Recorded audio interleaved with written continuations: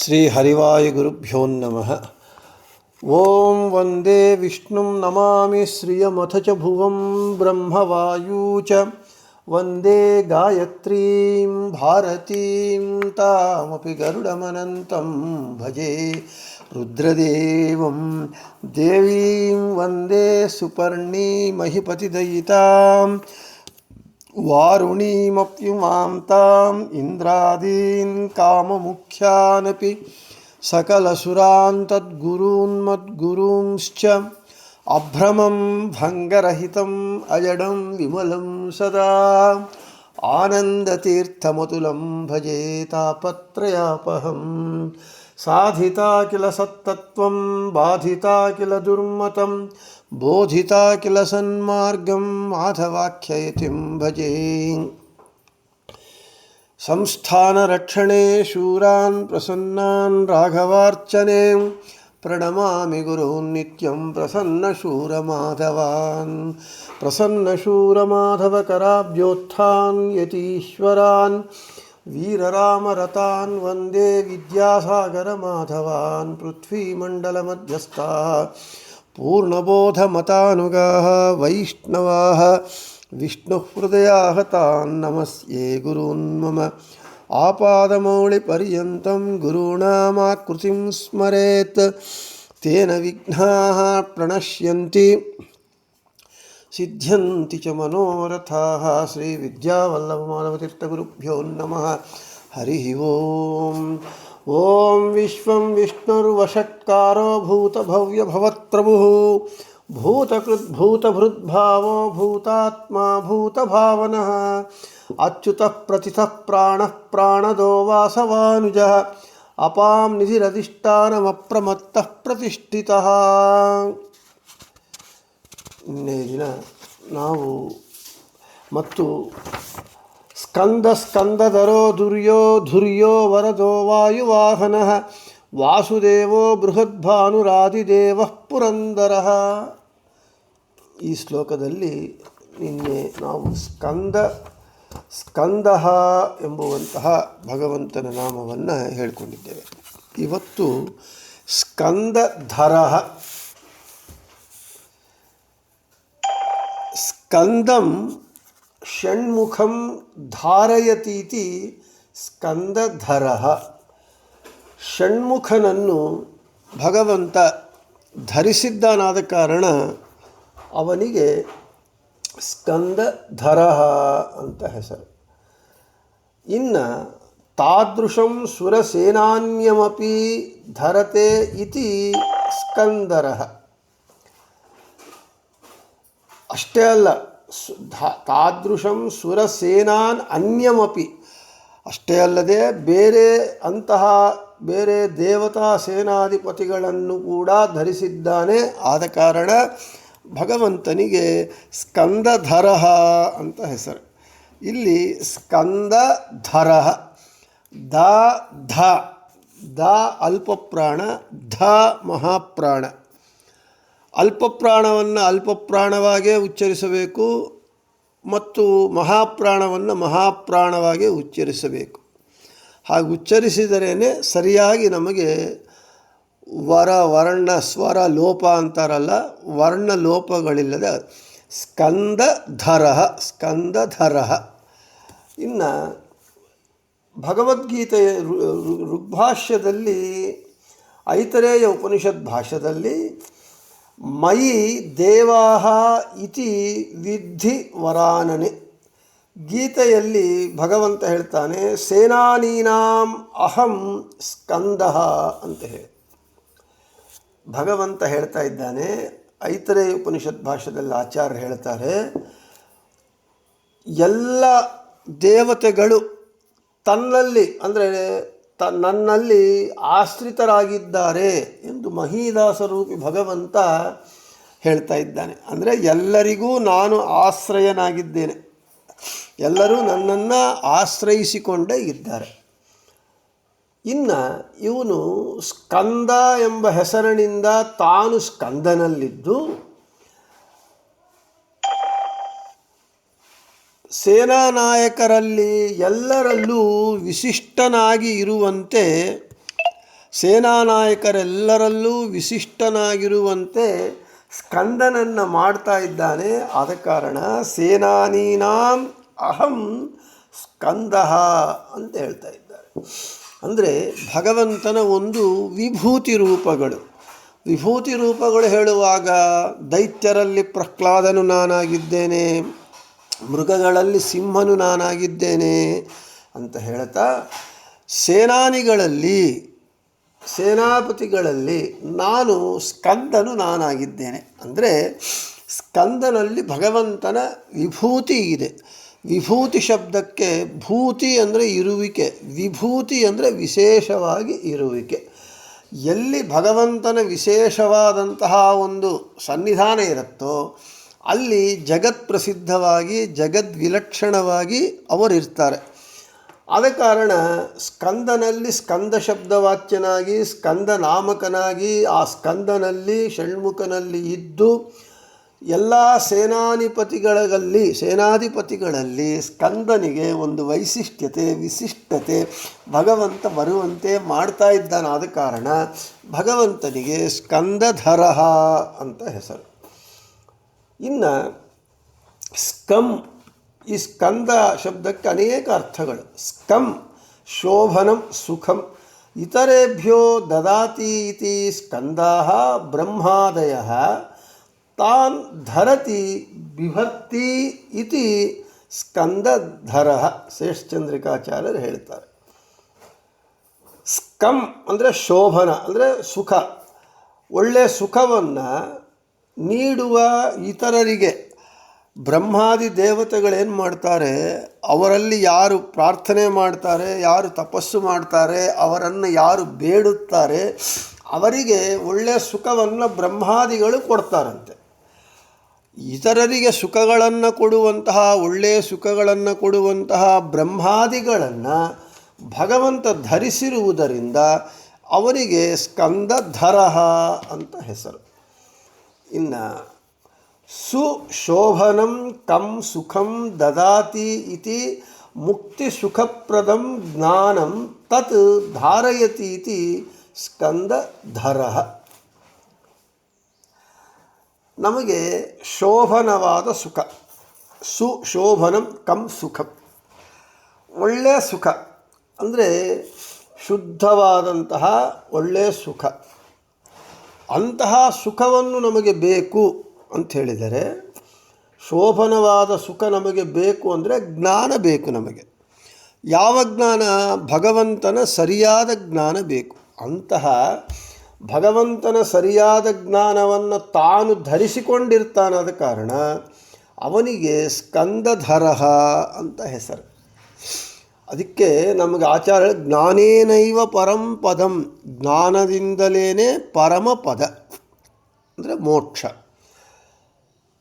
ಆ ಜ್ಞಾನ ನಮಗೆ ಬರಬೇಕು ಅಂತ ಹೇಳಿದರೆ ಆ ಜ್ಞಾನವನ್ನು ಯಾರು ಭಗವಂತ ಧರಿಸಿಕೊಂಡಿದ್ದಾರೆ, ಆ ಜ್ಞಾನವನ್ನು ಅದೇ ಹೇಳ್ತಾ ಇದ್ದಾರೆ.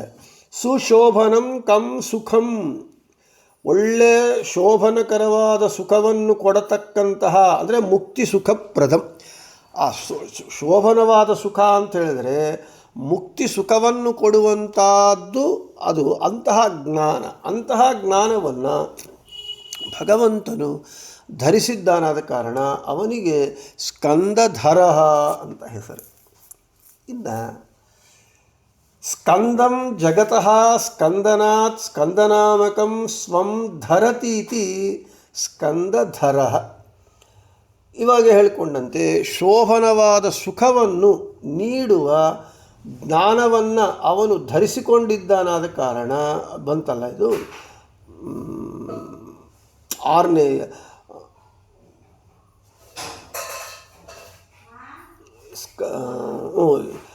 ಮತ್ತು ಸ್ಕಂದ ಜಗತಃ ಸ್ಕಂದನಾತ್ ಸ್ಕಂದನಾಮಕಂ ಸ್ವಂ ಧರತೀತಿ ಸ್ಕಂದಧರ. ಇನ್ನು ಸ್ಕಂದ ಎನಿಸುವಂತಹ ಸರಿಯ ಶೋಭನವಾದ ಸುಖವನ್ನು ನೀಡುವ ಜ್ಞಾನವನ್ನು ಧರಿಸಿಕೊಂಡಿರುವವನು ಸ್ಕಂದ ಎಂದು ಕರೆಯಲ್ಪಡುವ ತನ್ನನ್ನು ತಾನೇ ಧರಿಸಿಕೊಂಡಿರುವನು. ಅದೇ ಸ್ಕಂದ ಜಗತಃ ಸ್ಕಂದನಾತ್ ಸ್ಕಂದನಾಮಕಂ ಸ್ವಂ ಧರತೀತಿ ಸ್ಕಂದಧರ ಭಗವಂತ ಸ್ಕಂದ ಅಂತ ಕರೆಯಲ್ಪಡ್ತಾ ಇದ್ದಾನೆ. ಈ ಸ್ಕಂದ ಎಂದು ಕರೆಯಲ್ಪಡುವಂತಹ ತನ್ನನ್ನು ಯಾರು ಧರಿಸಿಕೊಂಡಿದ್ದಾರೆ ಅಂದರೆ, ಯಾರು ಭಗವಂತನನ್ನು ಧರಿಸುವುದಕ್ಕೆ ಧಾರಣೆ ಮಾಡುವುದಕ್ಕೆ ಸಾಧ್ಯವೇ ಇಲ್ಲ. ಅವನನ್ನು ಧಾರಣೆ ಮಾಡುವಂತಹ ಯಾರೂ ಅವನಕ್ಕಿಂತ ದೊಡ್ಡವರಿಲ್ಲ. ಆದ ಕಾರಣ ಸ್ಕಂದ ಎಂದು ಕರೆಯಲ್ಪಡುವ ತನ್ನನ್ನು ತಾನೇ ಧರಿಸಿಕೊಂಡಿರುವವನಾದ ಕಾರಣ ಭಗವಂತನಿಗೆ ಸ್ಕಂದಧರ ಅಂತ ಹೆಸರು. ಇನ್ನು ಅಧೃತಃ ಸ್ವಧೃತಃ ಸ್ವಾಸ್ಯ, ಇವನು ಸ್ವಧೃತಃ ಎಂದು ಭಗವಂತನಿಗೆ ಹೆಸರು. ಅಂದರೆ ಭಗವಂತನು ತನ್ನನ್ನು ತಾನೇ ಧರಿಸಿಕೊಂಡಿದ್ದಾನೆ, ಆದ ಕಾರಣ ಅವನಿಗೆ ಸ್ಕಂದಧರ ಇದನ್ನು ಪ್ರಮಾಣವನ್ನು ಕೊಡ್ತಾರೆ.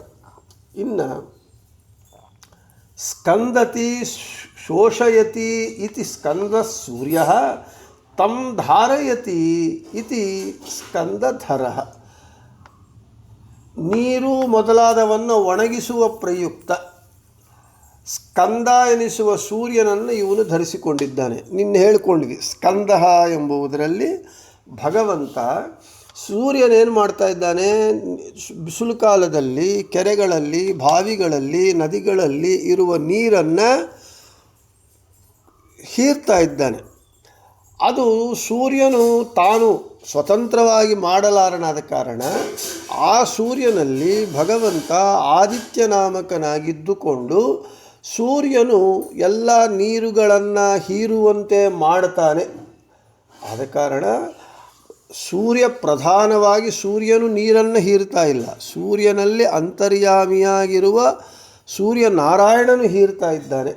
ಆದ ಕಾರಣ ನೀರು ಮೊದಲಾದವನ್ನು ಒಣಗಿಸುವ ಪ್ರಯುಕ್ತ ಭಗವಂತನಿಗೆ ಸ್ಕಂದ ಅಂತ ಹೆಸರು. ಅಂತಹ ಸ್ಕಂದ ಎಂದು ಕರೆಯಲ್ಪಡುವಂತಹ ಆ ಸೂರ್ಯನಲ್ಲಿ ಇವನೇ ಸ್ಕಂದನಾಗಿದ್ದಾನೆ. ಅಂತಹ ಸೂರ್ಯನನ್ನು ಅಂದರೆ ಸೂರ್ಯನಿಗೆ ನೀರನ್ನು ಹೀರಿಸುವ ಶಕ್ತಿಯನ್ನು ಕೊಟ್ಟಿರುವ ಸೂರ್ಯನು ನೀರನ್ನು ಹೀರಿಸುತ್ತಾನೆ ಅಂತ ಕರೆಯಲ್ಪಡ್ತಾನೆ. ಅಂತಹ ಸೂರ್ಯನನ್ನು ಭಗವಂತ ಧರಿಸಿರುವುದರಿಂದ ಇವನಿಗೆ ಸ್ಕಂದಧರ ಅಂತ ಹೆಸರು. ಇನ್ನು ಸ್ಕಂದಂ ಧರ್ಮಪಥಂ ಧಾರಯತೀತಿ ಸ್ಕಂದಧರ. ಸ್ಕಂದತಿ ಶೋಷಯತಿ ನಾಶಯತ್ಯಧರ್ಮಮಿತಿ ಸ್ಕಂದೋ ಧರ್ಮಃ ತಥಾ ಚ ಅಧರ್ಮನಾಶಕಂ ಧರ್ಮಮಾರ್ಗಂ ಧಾರಯತಿ ಸ್ಥಾಪಯತಿ ಇತಿ ಸ್ಕಂದಧರಃ. ಸ್ಕಂದಧರಃ ಇತ್ಯಪಿ ಪಾಠಃ ಶಾಂಕರಭಾಷ್ಯಸ್ಯ ವಿವೃತೌ ಸೂಚಿತಃ ಅಂತ ಹೇಳ್ತಾರೆ. ಇನ್ನು ಧರ್ಮ ಮಾರ್ಗವನ್ನು ಧರಿಸಿಕೊಂಡಿರುವವನಾದ ಕಾರಣ ಇವನಿಗೆ ಸ್ಕಂದಧರಃ ಅಂತ ಹೆಸರು. ಸ್ಕಂದತಿ ಶೋಷಯತಿ ನಾಶಯತ್ಯಧರ್ಮಮಿತಿ ಸ್ಕಂದೋ ಧರ್ಮ. ಇವನು ಶೋಷಣೆ ಮಾಡ್ತಾನೆ. ಯಾವುದರನ್ನು? ಅಧರ್ಮವನ್ನು ಶೋಷಣೆ ಮಾಡ್ತಾನೆ. ಮತ್ತು ಅಧರ್ಮ ನಾಶ ಮಾಡುವವನು ಧರ್ಮ ಮಾರ್ಗವನ್ನು ಧಾರಣೆ ಮಾಡುವವನು ಅಂದರೆ ಸ್ಥಾಪನೆ ಮಾಡುವವನು. ಆದ ಕಾರಣ ಭಗವಂತನಿಗೆ ಸ್ಕಂದಧರ ಅಂತ ಹೆಸರು. ಇಲ್ಲಿ ನಾವು ಒಂದು ಭಾರತದಲ್ಲಿ ಎಲ್ಲರಿಗೂ ಗೊತ್ತಿರುವಂತಹ ಒಂದು ವಾಕ್ಯ, ಧರ್ಮೋ ರಕ್ಷತಿ ರಕ್ಷಿತಃ. ಇದು ದ್ರೌಪದಿ ದೇವಿ ಹೇಳ್ತಾಳೆ. ಧರ್ಮೋ ರಕ್ಷತಿ ರಕ್ಷಿತಃ ಧರ್ಮ ಏವ ಹತೋ ಹಂತಿ. ಧರ್ಮವು ರಕ್ಷಿಸಿದರೆ ಅದು ನಮ್ಮನ್ನು ರಕ್ಷಿಸುತ್ತೆ, ಧರ್ಮವನ್ನು ನಾವು ಕೊಲೆ ಮಾಡಿದರೆ ಅದು ನಮ್ಮನ್ನು ಕೊಲೆ ಮಾಡುತ್ತೆ ಅಂತ ಧರ್ಮರಾಜ ಹೇಳ್ತಾನೆ. ಹಾಗಿರುವಾಗ ಧರ್ಮವನ್ನು ರಕ್ಷಣೆ ಮಾಡುವುದು ಅಂತ ಹೇಳಿದರೆ ಏನು ಧರ್ಮ ರಕ್ಷಣೆ, ಅದನ್ನು ರಕ್ಷಣೆ ಮಾಡೋದಕ್ಕೆ ಅದೊಂದು ಭೌತಿಕವಾದ ಕಣ್ಣಿಗೆ ಕಾಣುವ ಒಂದು ಪದಾರ್ಥವಲ್ಲ. ಧರ್ಮ ಅಂತ ಹೇಳಿದರೆ ಯಾರಿಗೆ ಏನೇನು ಕರ್ತವ್ಯಗಳು ನಿರ್ದೇಶಿಸಲ್ಪಟ್ಟಿವೋ ಅವುಗಳನ್ನು ಆಚರಣೆ ಮಾಡುವುದೇ ಧರ್ಮ ರಕ್ಷಣೆ, ಧರ್ಮ ಧಾರಣೆ. ವೇದದಲ್ಲಿ ಮಾತೃದೇವೋ ಭವ, ಪಿತೃದೇವೋ ಭವ, ಆಚಾರ್ಯ ದೇವೋ ಭವ, ಅತಿಥಿ ದೇವೋ ಭವ ಅಂತೆಲ್ಲ ಹೇಳಿದೆ. ಮಾತೃದೇವೋ ಭವ, ಪಿತೃದೇವೋ ಭವ ಎಂಬುದು ಮಕ್ಕಳಿಗೆ ಕರ್ತವ್ಯ. ತಂದೆ ತಾಯಿಗಳನ್ನು ದೇವರಂತೆ ನೋಡ್ಕೋಬೇಕು, ಚೆನ್ನಾಗಿ ನೋಡ್ಕೋಬೇಕು. ಆಚಾರ್ಯ ದೇವೋ ಭವ, ಶಿಷ್ಯರ ಧರ್ಮ ಏನು? ಗುರುಗಳನ್ನು ದೇವರಂತೆ ನೋಡ್ಕೋಬೇಕು. ಅತಿಥಿ ದೇವೋ ಭವ, ಗೃಹಸ್ಥನ ಧರ್ಮ. ಯಾರು ಮನೆಗೆ ಬರ್ತಾರೆ ಅನ್ನಾರ್ಥಿಗಳಾಗಿ ಅವರಿಗೆ ಗೌರವದಿಂದ ಕೊಡಬೇಕು. ಈ ರೀತಿಯಾಗಿ ಯಾರಿಗೆ ನಿರ್ದೇಶಿಸಲ್ಪಟ್ಟ ಕರ್ತವ್ಯಗಳು, ನಿಯಮ ನಿಬಂಧನೆಗಳು ಅವರು ಕಟ್ಟುನಿಟ್ಟಾಗಿ ಆಚರಣೆ ಮಾಡುವುದೇ ಧರ್ಮ ರಕ್ಷಣೆ, ಧರ್ಮ ಧಾರಣೆ. ಇವೆ ಎಲ್ಲವನ್ನ ನಿಯಂತ್ರಣ ಮಾಡ್ತಾ ಭಗವಂತ ಪ್ರಮುಖವಾದ ಒಂದು ಧರ್ಮ ರಕ್ಷಕನಾಗಿದ್ದಾನೆ, ಧರ್ಮ ಶಬ್ದವಾಚ್ಯನಾಗಿದ್ದಾನೆ.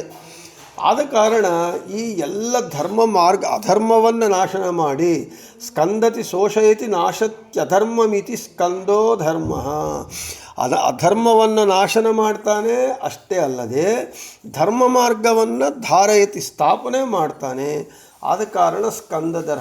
ಒಟ್ಟಾರೆ ಭಗವಂತ ಏನು ಧರ್ಮಗಳು ಅಂತ ಏನು ಇದೆ ಅವುಗಳನ್ನು ರಕ್ಷಣೆ ಮಾಡ್ತಾನೆ, ಅದನ್ನು ಎಲ್ಲರೂ ಆಚರಿಸುವಂತೆ ಮಾಡ್ತಾನೆ, ಅಧರ್ಮವನ್ನು ನಾಶ ಮಾಡ್ತಾನೆ.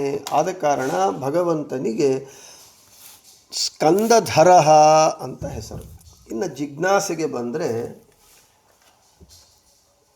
ಧರ್ಮಧಾರಕ, ಜ್ಞಾನಧಾರಕ, ಮೋಕ್ಷಧಾರಕ ಇವು ಮೂರು. ಧರ್ಮಧಾರಕ, ಜ್ಞಾನಧಾರಕ, ಮೋಕ್ಷಧಾರಕ. ಇಲ್ಲಿ ಒಂದು ಪ್ರಶ್ನೆ ಎಬ್ಬಿಸ್ತಾ ಇದ್ದಾರೆ ಪೂರ್ವ ಪಕ್ಷದಲ್ಲಿ. ಯಾವ ಮರ ಗಿಡ ಎಲೆಗಳನ್ನು ಬಿಡುತ್ತೋ ಅದೇ ಪುಷ್ಪಗಳನ್ನು ಬಿಡುತ್ತೆ. ಅದೇ ಮರ ಯಾವ ಮರ ಪುಷ್ಪಗಳನ್ನು ಬಿಡುತ್ತೋ ಅದೇ ಫಲವಾಗುತ್ತೆ. ನಮಗೆ ಗೊತ್ತಿದೆ, ಒಂದು ಗಿಡ ಅಂತ ಹೇಳಿದರೆ ಬೀಜ ಬಿತ್ತಿದಾಗ ಮೊಳಕೆ ಹೊಡಿಬೇಕು. ಮೊಳಕೆ ಹೊಡೆದ್ರೆ ಮೊಟ್ಟ ಮೊದಲು ಎಲೆಗಳು ಬರುತ್ತೆ.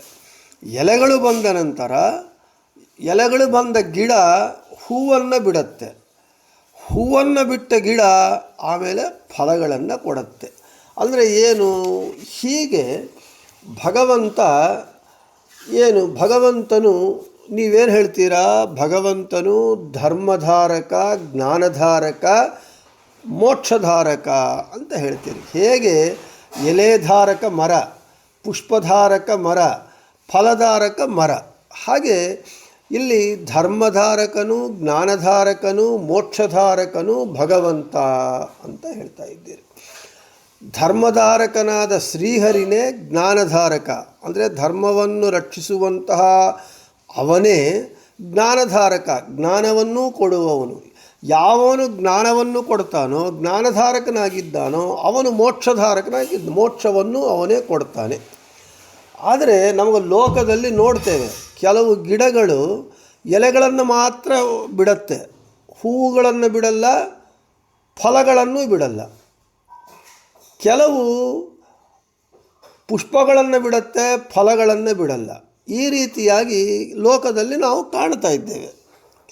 ಫಲರಹಿತ ಗಿಡಗಳು ನೋಡ್ತಾ ಇದ್ದೇವೆ ನಾವು. ಹಾಗೆ ಭಗವಂತನೂ ಕೂಡ ಕೆಲವರಿಗೆ ಧರ್ಮ ಜ್ಞಾನಧಾರಕನಾಗಿ, ಮೋಕ್ಷರೂಪ ಫಲಧಾರಕನಾಗಿ ಹೇಗೆ ಇರ್ತಾನೆ ಅಂದರೆ, ಕೆಲವರಿಗೆ ಧರ್ಮಧಾರಕನಾಗಿರ್ತಾನೆ, ಕೆಲವರಿಗೆ ಜ್ಞಾನಧಾರಕನಾಗಿರ್ತಾನೆ, ಕೆಲವರಿಗೆ ಮೋಕ್ಷಧಾರಕನಾಗಿರ್ತಾನೆ. ಇದು ಹೇಗೆ ಅಂತ ಪ್ರಶ್ನೆ. ಇದಕ್ಕೆ ನಮಗೆ ಸಮಾಧಾನ ಏನು ಅಂತ ಹೇಳಿದರೆ, ಶಾಸ್ತ್ರದಲ್ಲಿ ಒಂದು ಪ್ರಮಾಣ ಇದೆ. ನಹಿ ದೃಷ್ಟಾಂತೆ ಸರ್ವಸಾಮ್ಯಂ. ದೃಷ್ಟಾಂತವನ್ನು ಎಲ್ಲದಕ್ಕೂ ಸಮಾನವಾಗಿ ತಗೋಬಾರ್ದು. ದೃಷ್ಟಾಂತ ಅರ್ಥ ಆಗಲಿಕ್ಕೆ ನಾವು ಒಂದು ಎಕ್ಸಾಂಪಲ್ ಕೊಡ್ತೇವೆ, ಉದಾಹರಣೆಯನ್ನು ಕೊಡ್ತೇವೆ. ಆ ಉದಾಹರಣೆ ಯಾಕೆ ಕೊಡ್ತಾರೆ ಅಂತ ಹೇಳಿದ್ರೆ ವಿಷಯ ಅರ್ಥವಾಗಬೇಕು ಅಂತಷ್ಟೇ. ದೃಷ್ಟಾಂತದಲ್ಲಿ ಹೇಳಿದ್ದನ್ನೇ ಯಥಾವತ್ತಾಗಿ ವಿಷಯಕ್ಕೆ ಅನ್ವಯ ಮಾಡ್ಕೋಬಾರ್ದು. ಎಷ್ಟು ಬೇಕೋ ಅಷ್ಟೇ ತಗೋಬೇಕು. ಅದಕ್ಕೆ ನಹಿ ದೃಷ್ಟಾಂತೆ ಸರ್ವಸಾಮ್ಯಂ ಅಂತ ಹೇಳ್ತಾರೆ. ಇದಕ್ಕೊಂದು ಉದಾಹರಣೆ ಶಾಸ್ತ್ರದಲ್ಲಿ ಅಲಂಕಾರದಲ್ಲಿ ಬರುತ್ತೆ. ಏನು ಅಂತ ಹೇಳಿದರೆ,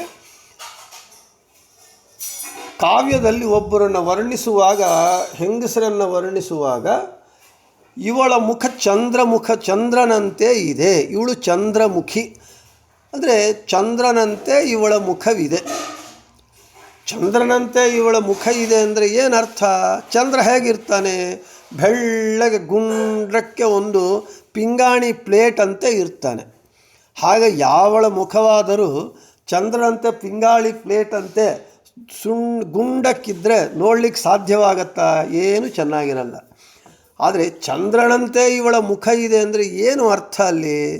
ಹಾಗೆ ಯಥಾವತ್ತಾಗಿ ತಗೋಬಾರ್ದು. ಅಲ್ಲಿ ಅರ್ಥ ಧ್ವನಿ ಏನು ಅಂತ ಹೇಳಿದರೆ, ಚಂದ್ರನನ್ನು ನೋಡಿದರೆ ಹೇಗೆ ಎಲ್ಲರಿಗೂ ಆಹ್ಲಾದವಾಗುತ್ತೋ, ಸಂತೋಷವಾಗುತ್ತೋ, ಹುಣ್ಣಿಮೆಯ ಚಂದ್ರನನ್ನು ನೋಡಿ ಯಾವನು ನನಗೆ ಇರಿಟೇಟ್ ಆಗುತ್ತೆ ಚಂದ್ರನನ್ನು ನೋಡಿದರೆ ಅಂಥೇಳಿ ಯಾವನೂ ಹೇಳಲ್ಲ. ಚಂದ್ರನನ್ನು ನೋಡಿ ಎಲ್ಲರೂ ಸಂತೋಷ ಪಡ್ತಾರೆ. ಹುಣ್ಣಿಮೆ ಚಂದ್ರ ಎಲ್ಲರಿಗೂ ಆಹ್ಲಾದವನ್ನು ಉಂಟು ಮಾಡ್ತಾನೆ. ಅವನನ್ನು ನೋಡಬೇಕು ಅಂತ ಅನಿಸುತ್ತೆ. ಹಾಗೆ ಅವಳ ಮುಖವನ್ನು ನೋಡಿದರೆ ಆಹ್ಲಾದ ಉಂಟಾಗ್ತಾ ಇದೆ. ಚಂದ್ರನನ್ನು ನೋಡಿದರೆ ಹೇಗೆ ಆಹ್ಲಾದ ಉಂಟಾಗುತ್ತೋ ಇವಳ ಮುಖ ನೋಡಿದರೆ ಆ ರೀತಿಯಾಗಿ ಆಹ್ಲಾದ ಉಂಟಾಗತ್ತೆ. ಅದಕ್ಕೆ ಅಷ್ಟೇ ಸರ್ವಸಾಮ್ಯ ತಗೋಬಾರ್ದು. ರಾಮನು ಚಂದ್ರನಂತೆ ಇದ್ದಾನೆ ಅಂದರೆ ಹೇಗೆ? ಅದರ ಅರ್ಥ ಏನು ಅಂದರೆ, ಚಂದ್ರನು ಹೇಗೆ ಎಲ್ಲರಿಗೂ ಆಹ್ಲಾದವನ್ನು ಉಂಟು ಮಾಡ್ತಾನೋ, ರಾಮ ಶಬ್ದಕ್ಕೆ ಅದೇ ಅರ್ಥ. ರಮಯತೀತಿ ರಾಮ. ರಾಮನನ್ನು ಯಾರು ನೋಡಿದರೂ ಕೂಡ ಏನೋ ಆಹ್ಲಾದ ಉಂಟಾಗತ್ತೆ. ಮತ್ತು ಇನ್ನೊಂದು ಸಲ, ಒಂದು ಬಾರಿ ನೋಡಿದರೆ ಮತ್ತೊಮ್ಮೆ ಬಾರಿ, ನಮ್ಮ ಸ್ವಾಮಿಗಳು ಹೇಳಿದಂತೆ ಎಷ್ಟು ಚೆಲುವನೋ ವೀರರಾಮನು ಎಷ್ಟು ಹಾಗೆ ಅಲ್ಲಿ ದೃಷ್ಟಾಂತವನ್ನು ಸರ್ವಸಾಮ್ಯ ತಗೋಬಾರದು ಅಂತ ಒಂದು ಪ್ರಮಾಣ. ಹಾಗೆ ಇಲ್ಲಿ ದೃಷ್ಟಾಂತ ಗಿಡ ಎಲೆಧಾರಕ, ಪುಷ್ಪಧಾರಕ, ಫಲಧಾರಕ ಅಂತ ಹೇಳ್ತಾ ಇದ್ದೀವಿ. ಹಾಗೆ ಕೆಲವು ಗಿಡಗಳು ಎಲೆಗಳು ಮಾತ್ರ ಬಿಡುತ್ತೆ, ಪುಷ್ಪಗಳನ್ನು ಬಿಡಲ್ಲ, ಫಲಗಳನ್ನು ಬಿಡಲ್ಲ. ಹಾಗೆ ಭಗವಂತನು ಯಾಕೆ ಹಾಗೆ ಅಂತಂದರೆ ಆವಾಗ ಭಗವಂತನಲ್ಲಿ ಒಂದು ದೋಷ ಆಪಾದನೆ ಆಗತ್ತೆ. ಅದಾಗಬಾರದು. ನಹಿ ದೃಷ್ಟಾಂತೆ ಸರ್ವಸಾಮ್ಯಂ.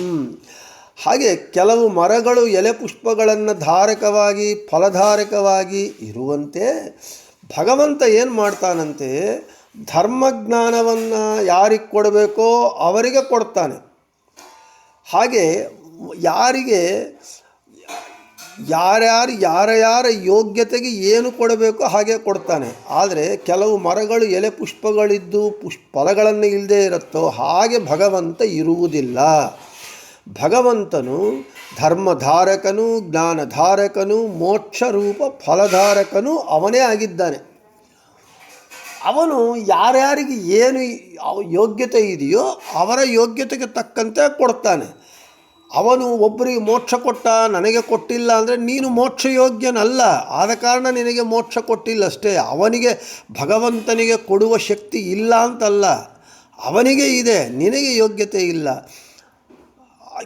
ದೃಷ್ಟಾಂತ ಏನು?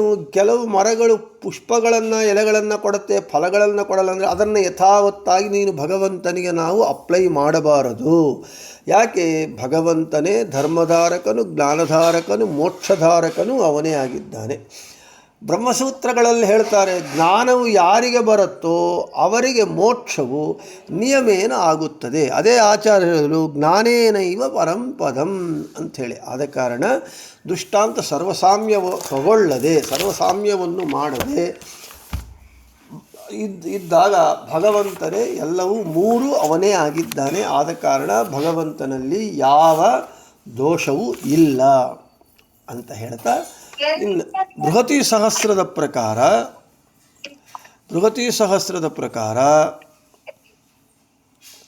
ನಾವು ಬಂದರೆ, ಓಂ ಸ್ಕಂದಧರಾಯ ನಮಃ. ಓಂ ಮಹಾ ಅಪಾರವೋಜಸ ತಂ ತ್ವಾಹ ವಿಶ್ಮತೀರ್ವೀಶ ಉಪಬ್ರುವತ ಊತಯೇ ಉರುಜ್ರಯ ಸಂಮಿಂಧುಭಿಃ ಉಪಹ್ವರೆ. ಇಂದ್ರನೇ ಓಜಸ ಬಲದಿಂದಾಗಿ, ಮಹಾತ್ಮನಾಗಿ, ಅಪಾರಹ ಒಂದು ಸೀಮೆ ದಡ ಕಾಣದೇ ಇರುವಷ್ಟು ಅಮಿತನಾಗಿದ್ದಿ ಇಂದ್ರನೇ. ಅಂತಹ ಗುಣವುಳ್ಳ ತ್ವಾ ನಿನ್ನನ್ನು ಉರುಜ್ರಯಸಂ ಶ್ರೇಷ್ಠರಾದ ಬ್ರಹ್ಮಾದಿಗಳಕ್ಕಿಂತ ಜ್ಯೇಷ್ಠನಾದ ನಿನ್ನನ್ನು ಹವಿಷ್ಮತಿ ಹವಿಸ್ಸಿನಿಂದ ಆರಾಧಿಸುವ ವಿಷಃ ಋತ್ವಿಕಗಳಿಗೂ ಕೂಡ ಇಂದುಭಿ ಸೋಮರಸಗಳಿಂದ ಆರಾಧಿಸಿ ಊತಯೇ ರಕ್ಷಣೆಗಾಗಿ ಉಪಹ್ವರೆ ಬಳಿಯಲ್ಲಿ ಉಪಬ್ರುವತೆ ಕರೆಯುತ್ತಾರೆ, ಸ್ತುತಿಸುತ್ತಾರೆ. ಹೇ ಇಂದ್ರನಾಮಕ ಭಗವಂತನೇ, ನೀನು ಬಲದಿಂದಾಗಿ ಯಾರಿಗೂ ಕಾಣುವುದಕ್ಕೆ ಸಾಧ್ಯವಾಗದೇ ಇರುವಷ್ಟು ದೂರದಲ್ಲಿರುವ ನಿಸ್ಸೀಮನಾದ ಬಲಸಂಪನ್ನನಾಗಿದ್ಯ. ಅಂದರೆ ಭಗವಂತನ ಬಲ, ಜ್ಞಾನ, ಶಕ್ತಿ, ಸಾಮರ್ಥ್ಯ ಎಲ್ಲವೂ ಕೂಡ ನಿಸ್ಸೀಮೆ. ಅಂದರೆ ಸೀಮೆ ಅಂದರೆ ಒಂದು ದಡ. ಆ ದಡ ಇಲ್ಲದೆ ಕಾಣದೇ ಇರುವಂತಹದ್ದು. ಒಂದು ಸಮುದ್ರಕ್ಕೆ ದಡ ಕಾಣುತ್ತೆ ಅನ್ನೋದು ದಡ ಕಾಣುವುದಿಲ್ಲ. ಅದಕ್ಕೆ ಆಚಾರ್ಯರು ಮಾಯಾವಾದ ಖಂಡನ ಮಂಗಳಾಚರಣ ಶ್ಲೋಕದಲ್ಲಿ ಹೇಳ್ತಾರೆ, ನರಸಿಂಹೋ ಅಖಿಲಾಜ್ಞಾನ ಮತಧ್ವಾಂತ ದಿವಾಕರ ಜಯತ್ಯಮಿತ ಸಜ್ಞಾನ ಸುಖಶಕ್ತಿ ಪಯೋನಿಧಿ ಅಂತ ಹೇಳ್ತಾರೆ. ಅಂದರೆ ಅಖಿಲ ಅಜ್ಞಾನ ಮತವೆಂಬ ಕಗ್ಗತ್ತಲಿಗೆ ಸೂರ್ಯನಂತೆ ಇರುವ ಸಜ್ಞಾನ ಸುಖಶಕ್ತಿ ಪಯೋನಿಧಿ ಜಯತಿ ಅಮಿತ. ಅಂದರೆ ತನ್ನದೇ ಆದ ಸ್ವತಂತ್ರವಾದಂತಹ ಜ್ಞಾನ, ಸುಖ, ಶಕ್ತಿಗಳಿಗೆ ಸೀಮೆಯಿಲ್ಲದೆ ಇರುವಂತಹ ಸಮುದ್ರದಂತೆ ಇರುವ ನರಸಿಂಹನು ಜಯತಿ ಉತ್ಕೃಷ್ಟನಾಗಿ ವರ್ತಿಸುತ್ತಾನೆ ಅಂತ. ಅಂದರೆ ಅರ್ಥಾತ್ ಭಗವಂತನ ಜ್ಞಾನ, ಸುಖ, ಶಕ್ತಿ, ಬಲವು ಇವೆಲ್ಲವೂ ಕೂಡ ಸೀಮೆ ಇಲ್ಲದೆ ಇರುವಂತಹ ಅಮಿತವಾದ